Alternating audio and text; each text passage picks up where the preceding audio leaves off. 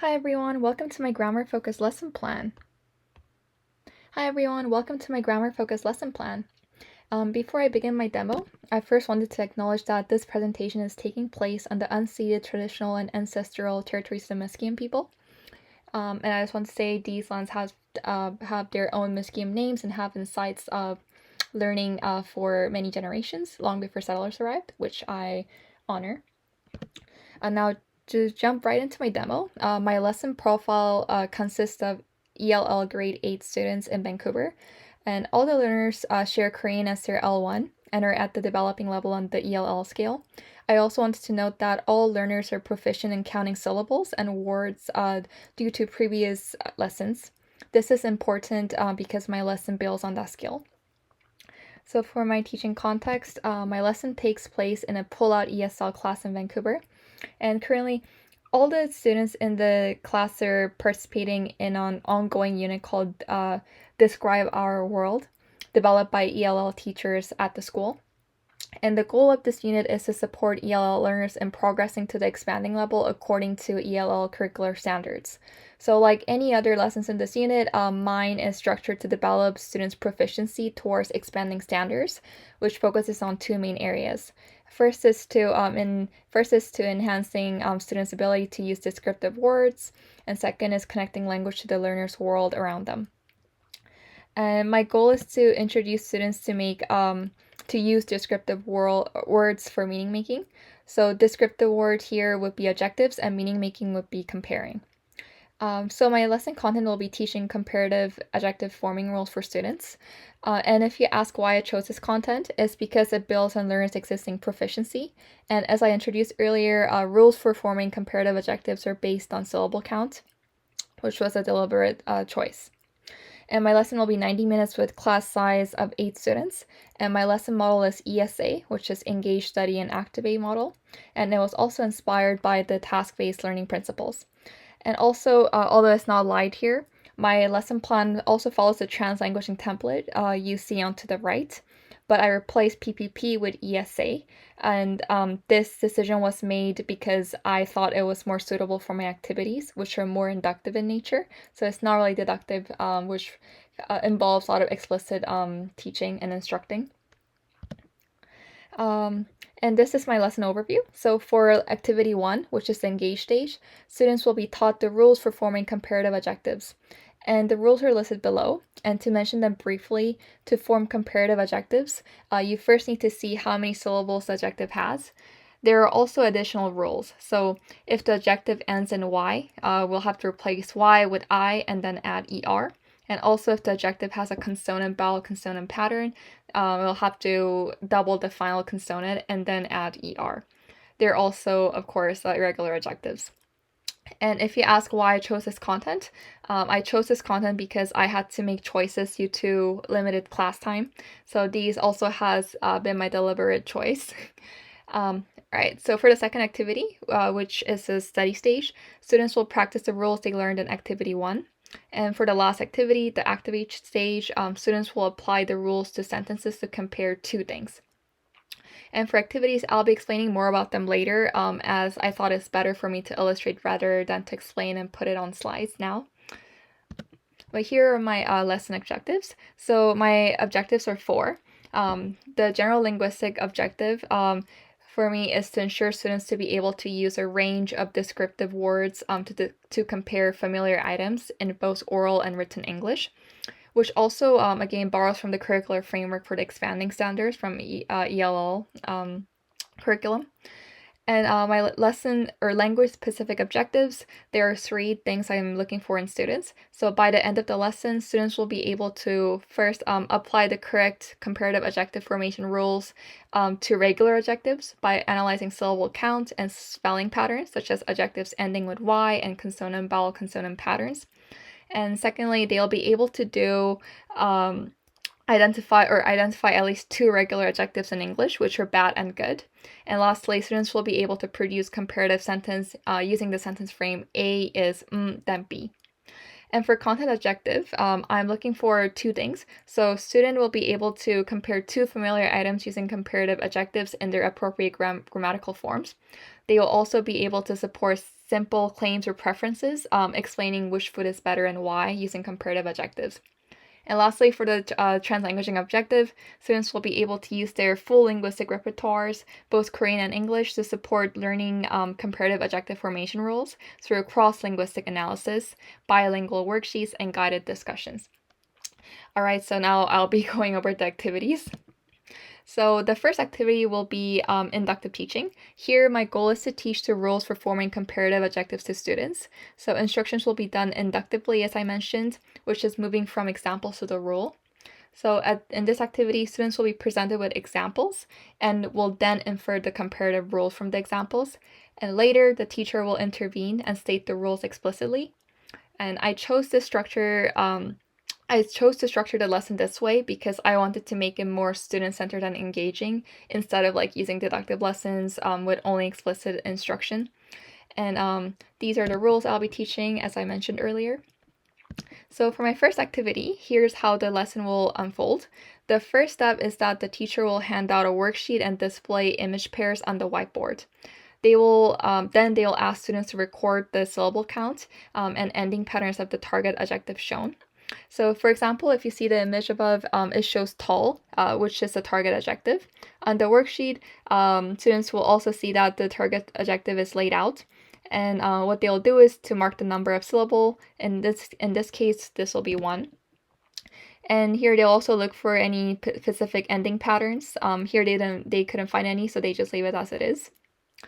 And once students finish recording these linguistic things or linguistics forms they observed, the teacher will ask comparison questions about the image using target adjective for students to respond. So here she could ask, or the teacher could ask, 누가 더 커요? Who is taller? And the reason the teacher asks in Korean is that I want students to focus more on the linguistic form of the word rather than its meaning. So I didn't want it to overburden them by having to figure out the meaning of the question in English so they could focus on the grammatical form. All right, but once the student responds, the teacher will display the answer to the question they ask, showing it in both Korean and English. So students will then be asked to notice any changes in the linguistic form and briefly discuss their observations with their peers. To promote discussions, teachers would be asking questions like, what happened? Compared to the regular form of the adjective tall, what changes was it put in the sentence? Here, they'll notice that ER has been added to tall.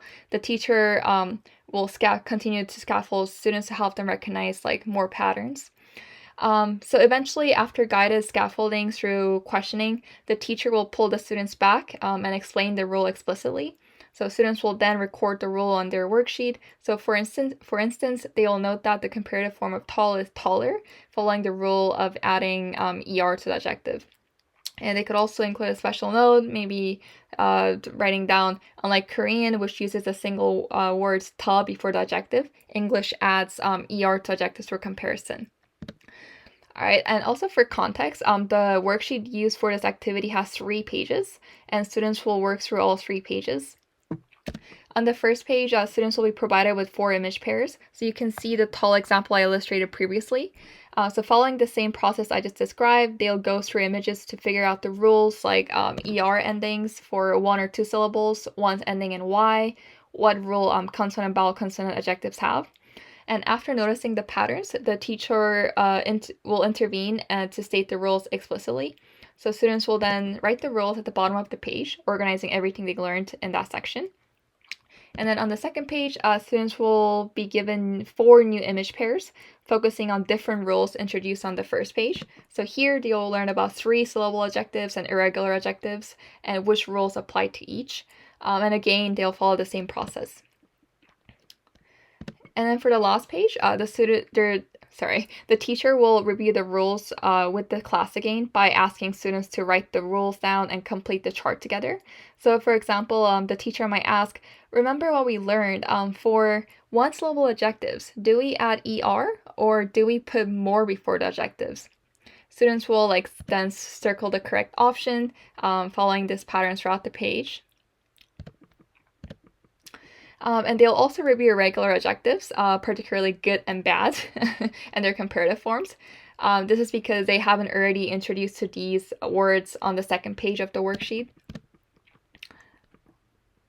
And I included this repeated practice to help students to internalize the rules and to prepare them for the second activity which will be crucial. And here, oh, I forgot to mention also, and for here, for the two-syllable adjectives, the teacher should also make sure students understand that these can follow either the ER form or the more plus adjective form.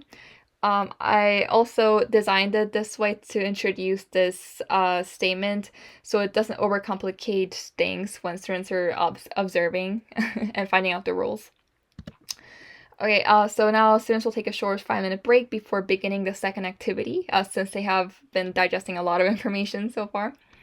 And the second activity will be collaborative practice. So the goal here is to practice the rules they learned, and the practice will be done through task translating from L1 to L2, which is from Korean to English, with the main focus on modifying adjectives. Modifying adjectives.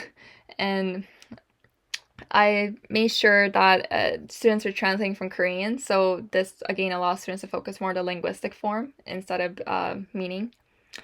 And to visually illustrate, first the teacher will hand out all the required materials and explain that students will be practicing the rules by translating Korean sentence into English. These materials will include 2 helping materials and the worksheet that students will be working on. And in the second step, the teacher will walk students through the first question on the worksheet to illustrate how to solve it. The teacher will display the helping materials and reference the materials while going through the question. So here, the teacher will pull out the resources needed from the support materials. And so you can see it here. And so referring to this material, this will allow students to identify A and B in the worksheet. And then which will also be used to translate it into English comparative form. So in this case, the Korean sentence is 치라가 학생보다 빠릅니다. So 치라 is faster than student. So A will be 치라 and B will be student, referencing this chart. So that'll be A and B. And now, continuing with the first question from the worksheet, teacher will also pull out another resource from the support material to answer the remainder of the first question, which will be the chart that students use in the first activity to consolidate all the comparative adjective rules they learned. So here the teacher will reference the chart. The target adjective is fast, so since it's 1 syllable, they'll mark it as it is, and then determine the comparative type. So teacher will go through the material and decide that it takes the ER ending because it is 1 syllable. And students will follow the same process in the same way the teacher demonstrates. Alright, so now for the remainder of this activity, students will be put into groups of 3 or 4 and will work on the worksheet answering the remaining questions. The teacher will circulate and monitor the groups, providing any guidance if they need. So some scaffolding questions the teacher might ask would include like, how many syllables are in this word? Do you think it takes on ER ending, or should we put more before it? And towards the end of the activity, the teacher will pull out students and ask students to mark the answers. The teacher will then review common errors. And now for the last activity, the goal is to apply the learned rules to form sentences. So here students will create 2 sentences comparing Canadian and Korean food and to orally present them to the class. And I made sure this is an oral presentation to follow the ESA model, which is communicative focused. So for this first step, the teacher will hand out brainstorming materials and explain that students will be practicing the rules by translating Korean and explain that students will be practicing the rules. And some guidance instructions could be, now we are going to compare food from Korea and Canada using comparative forms we learned. Think about your favorite dishes and how you can describe them. You'll have to convince that your food is better than your partner's. So for example, bibimbap is healthier than poutine. That's why it's better. And then the teacher will divide the class into pairs, with 1 student in each pair focusing on Korean food and the other on Canadian food. Now for the steps, the teacher will explain how the brainstorming sheet works to the student and what to expect in the stage. So first, if you follow the worksheet, the students will choose which food they will describe depending on their role they got assigned. So whether they'll be convincing for Korean food or Canadian food. And then decide on the dish they'll be describing using adjectives. So, and then students will be introduced or reintroduced to the sentence frame from the second activity. So A is then B. The teacher will put it into more comprehensible form for adjectives. So for example, for ER adjectives, this sentence frame will be A is adjective plus ER, then B. So students will be reminded to use this sentence frame when forming their comparative sentence with the adjectives. And now in the second step, which is the second page, students will brainstorm adjectives to describe their chosen food. So here they will have access to an adjective list to choose from if needed. But once they have decided on the adjectives they'll use, they will change it to comparative adjectives using the learned rules so far. So as you can see here, they'll be given a chart to record how many syllables and make any other notes to illustrate their thought process when deciding on the comparative rules, what comparative rules to apply to the adjective. And students can also refer to the support materials provided in the second activity, like the flow chart and more. And finally, they'll write their English sentence using the sentence frame and the comparative adjectives they just formed. And there's also one more step. So once students have form their comparative sentences, teacher will ask them to verify their comparative forms using language-friendly tools like Papago and Google. So, for example, they could use Google by searching for the comparative form of the chosen adjectives to see real-world examples, like typing in prompt like comparative form for chosen adjective. Students will be asked to write at least 2 sentences they find online. And now that I went over all the rules for the remainder of the class, students will continue brainstorming and preparing their presentations using the brainstorming worksheet. So they will, after that, they'll present and reflect. So during the presentation, the teacher will provide guidance by asking questions like, can you explain why do you think this food is better? And students could answer, A is better than because A is than B. Yeah. Sorry to reframe it. A is better than B because A is than B. And they'll put the adjectives in the missing slot. All right, now I'll just go through the post-language reflection quickly since I'm running out of time. The pedagogical and theoretical foundation that informed my lesson were mainly 3 things. First is task-based language learning. So Nolan describes language learning as using language to do things in the world outside of the classroom. So I structured the study stage so that students use language for a real task, which is convincing others. And I also connected classroom learning to context outside of the classroom, so focusing on tasks as necessary for real communication. So for example, students were asked to search for real-world application of comparative grammar and kind of internalize that grammar is not merely rule-based, it also depends on context and purpose. And this approach also promoted the principle of focusing on communication rather than memorizing isolated rules, which was also embedded throughout the teaching or throughout the lesson through inductive teaching. And the second pedagogical framework I adopted was translanguaging, based on Gracia's work. So I implemented this by promoting multilingual practices and encouraging students to use their home language to support English learning. I also facilitated translanguage collaboration through peer scaffolding, like pairing more advanced students with less proficient peers, and demonstrating meeting diverse needs by incorporating multiple input. So I color-coded the materials, included bilingual supports to strengthen students' L1 use. They could transfer their L1 to L2 learning. And the third pedagogical framework was ESA approach, which I described earlier. But this seemed to be most suitable for the scope of this grammar lesson. So I followed the 3 stages: engage, study, activate, using inductive teaching as I mentioned before. And this communicative focus approach allowed kind of integration of other pedagogical principles more easily as well. And I also created a theme-based model since a key goal of theme-based instruction was selecting topics that all the students could connect with. I made sure to implement this by choosing a culturally relevant theme, which is Korean and Canadian food, which aligns with students' identities. And to support multilingual learners, I framed Korean as a tool for cross-linguistic analysis and provided Konglish instructions, incorporated culturally relevant visuals and media, and encouraged L1 use, particularly during thinking and planning stages, and connected presentations to the thematic context, which is culturally relevant topic for learners.